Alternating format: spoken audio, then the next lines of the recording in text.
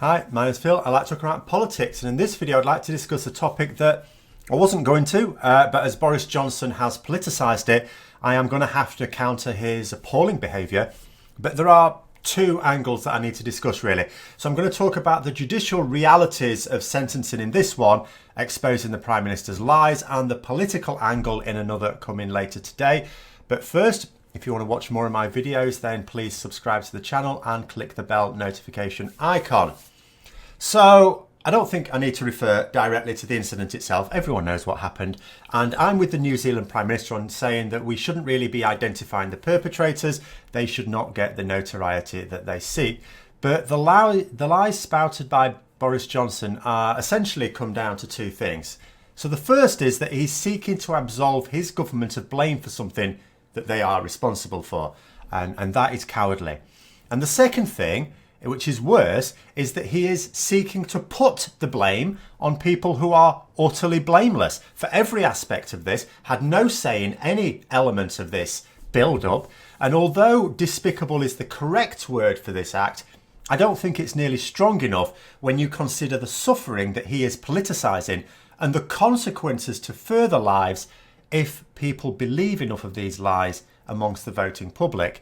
And the lies are ridiculous in a sense that everyone should recognise, and another that requires some legal expertise of a barrister. So on to the obvious one first. So the perpetrator was convicted and sentenced to imprisonment for plans that they had to attack the London Stock Exchange, or such was reported. In reality, it was for a whole range of related offences.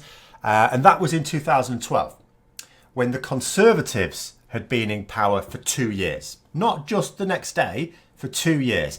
And Boris Johnson is claiming that this is all Labour's fault. But it was a coalition of Conservatives and Liberal Democrats in power. And as the Conservatives are so fond of saying how they are the party of law and order and how they like tough sentences, you'd have thought that the first thing they would do in seizing power was to address such sentences if they thought they were lacking. And to some extent, perhaps they did. I don't know. I'm not a legal expert.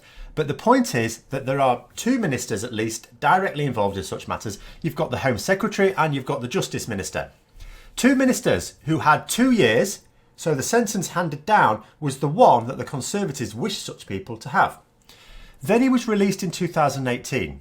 So the Conservatives have been in power for 8 years at this point. Now let's imagine that they couldn't change the sentencing to their desire by 2012 because of Liberal Democrats blocking it, although I don't see any evidence that that was the case. Well, that still wouldn't be Labour's fault for a start. But then they had a further 3 years, while this person was in prison, a further 3 years of not needing the Liberal Democrats, 2 of those years having a majority, to review the sentences for such crimes and alter the guidelines for the release of such prisoners.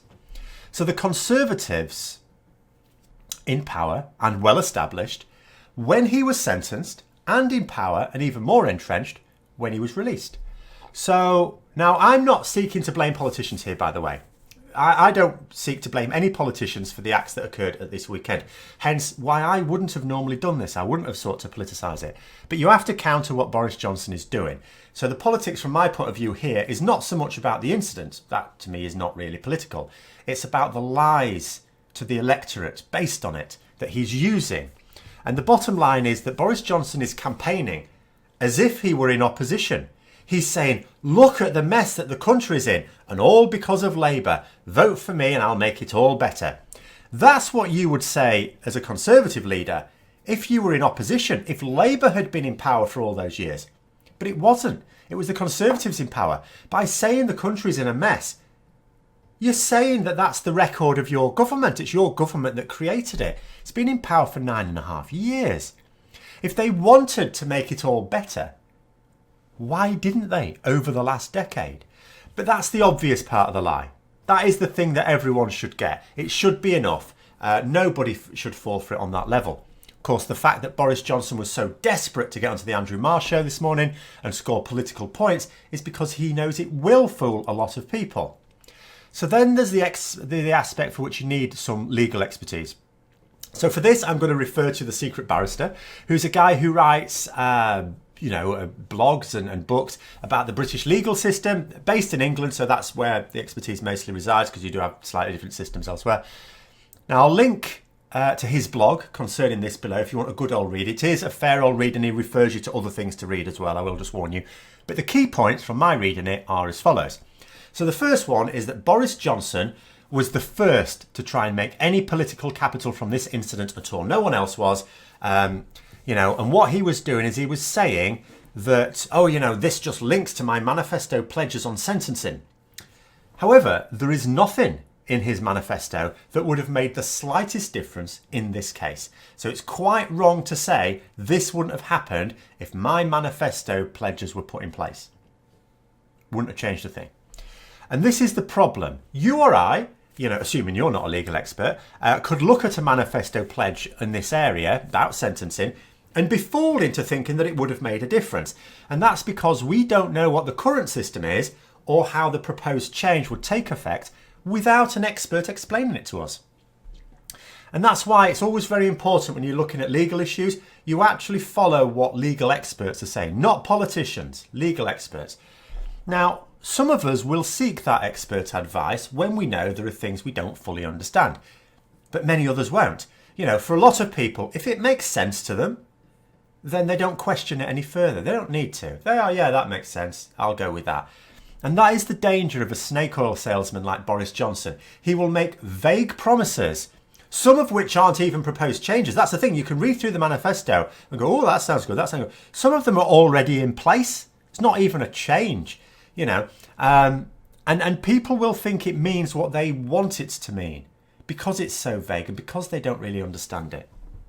The second point is that releasing prisoners at the halfway stage of a sentence is a political stunt that suits the Conservatives as much as any other party. If it didn't, then they wouldn't have allowed it in this or any other cases.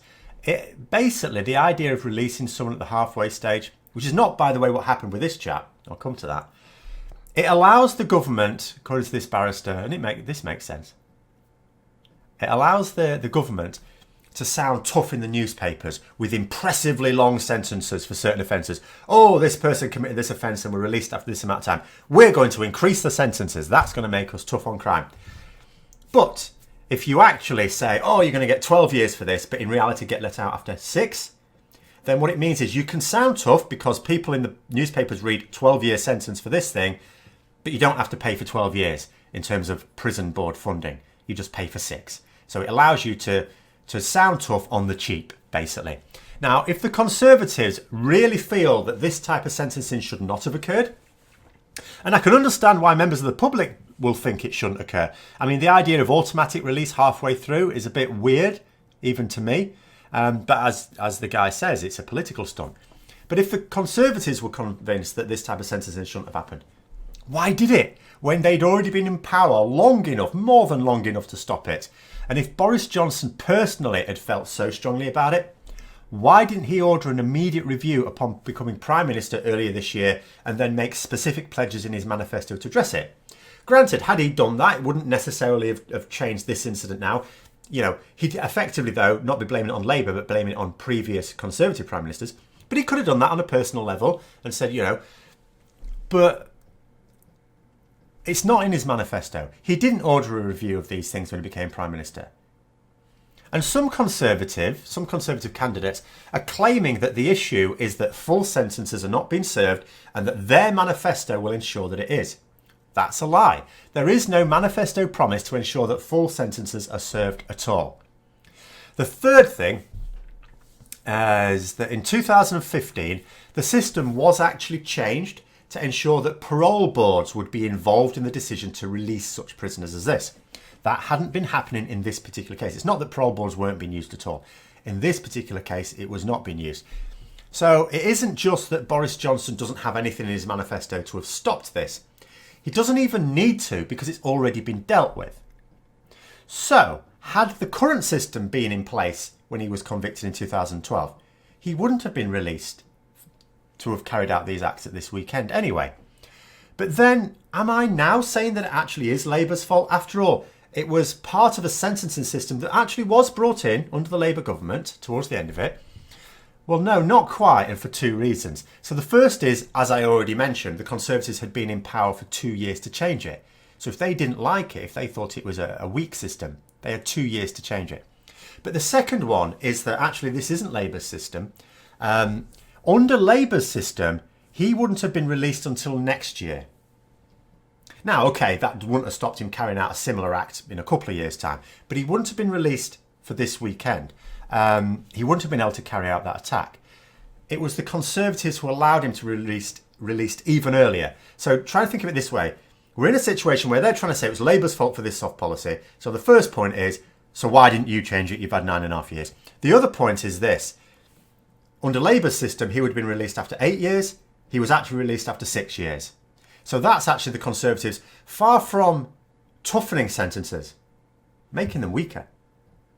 They made it weaker.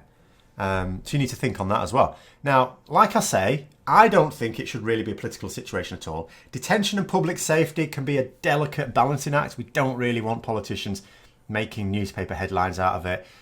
All I ever demand of ministers in this regard is that they listen to experts and provide suitable systems based on that advice. Didn't even occur to me when I heard about the incident to blame the Conservatives for the attack. Didn't occur to me at all. It was an attack carried out by an evil man. But Boris Johnson has chosen to decide that this is a political act, that it's politics that were to blame, and that the blame lies with politicians in this country. Well, if it does, and I don't agree it does, but if it does, then it has to lie squarely with the party that was in government during the sentencing and the release and the act itself this weekend. So those are my thoughts. Let me know yours in the comments below. Hope you found the video interesting. If you did, don't forget to click the like button. And if you'd like to support the channel further, then also please click the Patreon link for details. And until next time, I'll see you later.